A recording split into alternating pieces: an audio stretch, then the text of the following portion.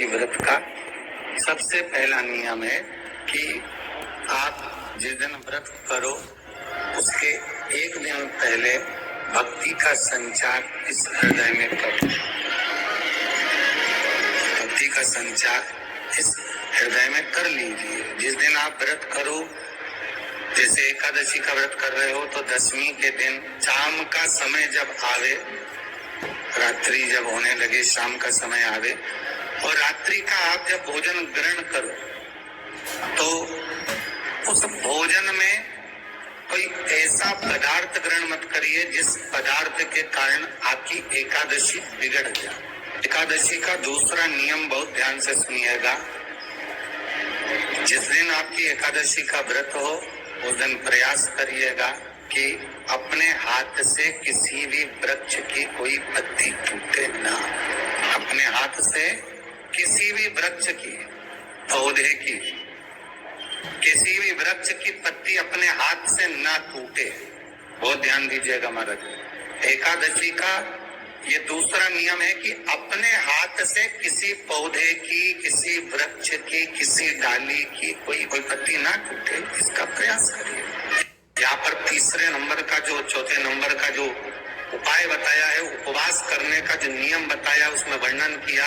एकादशी के दिन अगर आपका व्रत है तो आप भूलवश भी डब्बे में रखी हुई रोटी गाय को ना देते हुए कुछ थोड़ा सा फलहार, कोई केला, कोई सेब, जो आप खाते हो, अंगूर, पपीता, जो आप ग्रहण कर रहे हो, उसका थोड़ा सा भाग आप गाय को प्रदान करो।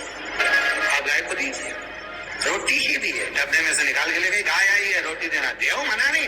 बाकी के दिन आप आपके बेटे से तो रोटी दिया बेटा जा, और आप अपने हाथों से, आपका व्रत है तो आप फलहार आप कर रहे हो तो फलहार का विधान गौ माता को दीजिए। पांचवा वर्णन किया चतुर्थ भाव में, बन सके जितना एकादशी के दिन भगवान का ओम नमो भगवते वासुदेवाय का जाप करें या अपने गुरु मंत्र का स्मरण करें, चाहे जो मंत्र आपके हृदय में समाहित हो। श्री शिवाय नमस्तुभ्यम, ओम नमः शिवाय, राम कृष्ण शिव, जो मन पड़े उसका भजन करें, पर दिल से करें। जितनी देर करते बने उतना देर। माला पकड़ने की भी जरूरत नहीं कि माला पकड़ के बैठो, घट की जिब्या से जप लो, नहीं कीजिए, वही उतना में पूरा हो जाए, वही बहुत। पांचवा नियम कहा, जिस दिन आपका व्रत रहे किसी निंदक से बात ना करें। निंदक जानते हो, भाई दूज के दिन, दिवाली की जो भाई दूज होती है ना, होली दिवाली की जो दूज होती है, उनमें ऐसा गोबर का भाई दूज बनाते हैं और पास में चुगलखोर भी बना है, और चुगलखोर के ऊपर सब भाटा दर्द है, पत्थर। अब तुम्हारे उधर रखे कि नहीं रखे हमें नहीं मालूम रहे हो, जितने आस्था पे सुन रहे हो, और हमारे इधर तो ऐसा रहता है, गोबर का भाई बहन बनाए और उसकी पूजन करे, उसके पास में गोबर का चुगल चोर भी बनाए, उसके ऊपर भाटा दर्द। कथा वर्णन कर रही है, निंदक से बात ना करे।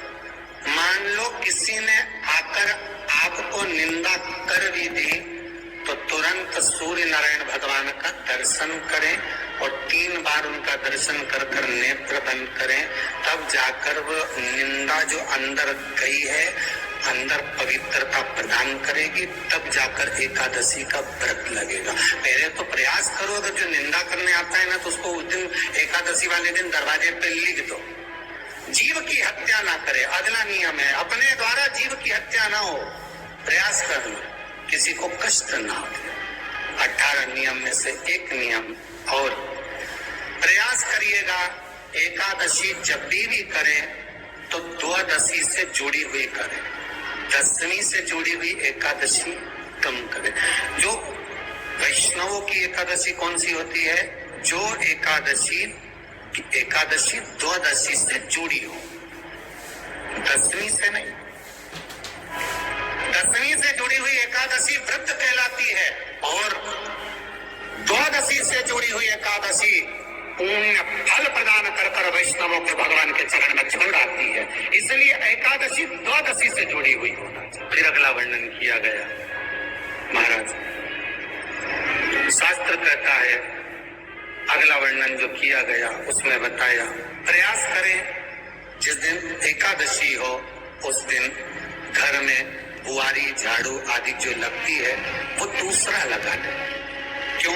उसका वर्णन है, अगर आप बुआरी लगाएंगे, झाड़ू लगाएंगे, पोछा लगाएंगे तो हो सकता है कोई जीव आपके हाथ के द्वारा मर जाए। क्या करोगे? सारे व्रतों में केवल एक व्रत ऐसा होता है एकादशी का जिसका उद्यापन पहली एकादशी पर भी कर सकते हो।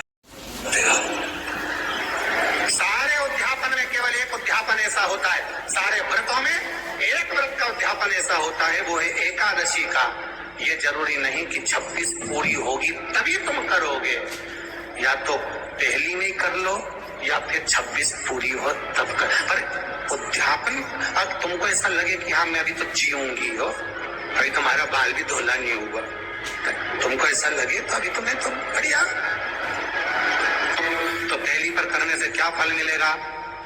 तो एकादशी की नियमावली कहती है, अगर मान लो आपने पहली एकादशी पर भी उद्यापन कर लिया, इसके बाद में जितनी एकादशी करोगे वो सारी तुम्हारे खाते में जुड़ती जाएगी। मतलब बैंक में खाता खोल लो, ठीक है? खाता खोल लिया, अब जितना कमाता जाओगा उसमें डालते जाओ, जितनी कमाई करके लाओगे उसमें जमा करते जाओ। एकादशी एक बार उद्यापन पहले में भी हो गया तो बाकी का पुण्य तुम्हारे खाते में आ जाए। एकादशी का उद्यापन बड़े महीने में माघ शुक्ल एकादशी के दिन, माघ का महीना हो, शुक्ल पक्ष की जम के बोलिए एकादशी हो, प्रयास करना कि आप उद्यापन करें, भले 5, 10, 11, 12 जितनी एकादशी हो जाए, 26 हो जाए तो ज्यादा अच्छी है, नहीं तो आप करें तो माघ महीने की शुक्ल पक्ष की एकादशी के दिन आप उद्यापन करें।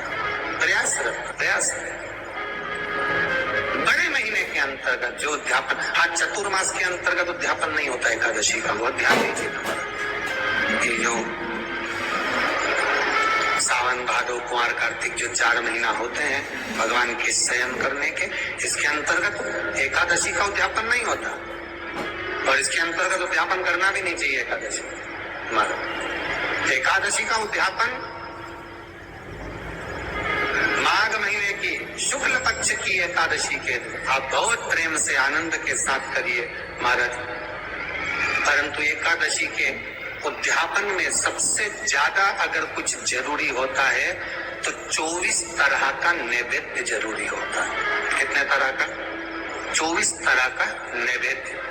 अब आप कहोगे गुरुजी उद्यापन कर रहे हैं एकादशी का तो उसमें तो फलहार का हमें नैवेद्य बनाना चाहिए, तो फिर ये पुराण के अंतर्गत स्कंद पुराण में ये चीज लिखी है कि एकादशी का जब उद्यापन करते हैं तो 24 तरह का नैवेद्य बनाकर सिद्ध करते हैं। 24 तरह का नैवेद्य जान रखना, तो हलवा बना, पूड़ी बना लो, सब्जी बना लो, पकौड़ा बना लो, भजिया बना लो, ऐसे 24 तरह का नैवेद्य अलग अलग चाहिए। तो लोग क्या करते हैं, खोपरा पाक बनवा लेते हैं 1-2 किलो और 24 जगह रख देते हैं। 24 तरह का नैवेद्य रखा जाता है। एकादशी के दिन भगवान के पूजन का पूरी तैयारी कर कर, मंडल आदि बनवाकर, विद्वान ब्राह्मण को बुलाकर, कर्मकांडी ब्राह्मण को बुलाकर जो भगवत सेवा में एकादशी का उद्यापन कराए, उन ब्राह्मण के चरणों को नमन कर कर, प्रणाम कर कर एकादशी का पूजन करवाइए, और उस मंडल की पूजन कराकर हवन द्वादशी को कराइए, एकादशी को हवन नहीं। एकादशी के उद्यापन का जो हवन होता है वो द्वादशी को।